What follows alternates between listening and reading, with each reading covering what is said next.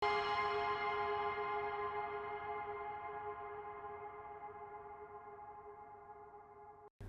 Makassar bertekad mendapatkan 3 poin penuh dalam penyisihan grup H AFC Cup di Stadion Kapten Iwayan Dipta Bali pada hari Rabu 25 Oktober 2023. Pertandingan ini menjadi laga kembalinya kualitas dari tim yang berjuluk Juku Eja ini. Apalagi mereka belum mengoleksi 1 poin pun dari 2 pertandingan yang mereka jalani. Kedua pertandingan mereka berakhir dengan kekalahan yang diterima oleh PSM, membuat PSM berada di peringkat bawah klasmen grup H AFC Cup. Pertandingan pertama mereka kalah telak dari tuan rumah Haipong dengan skor 3-0 pada hari Kamis 21 September 2023. Pada pertandingan kedua, PSM kembali menelan kekalahan di kandang sendiri dengan skor 0-5 menghadapi Sabah FC pada hari Kamis 5 Oktober 2023. Pemain PSM Makassar M. Arfan mengatakan, para pemain saat ini tentunya menargetkan kemenangan penuh sehingga dapat mengamankan 3 poin.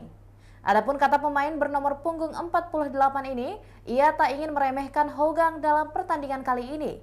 Arfan mengharapkan dukungan dari para supporter PSM agar performa mereka dapat lebih maksimal dengan adanya dukungan dari mereka.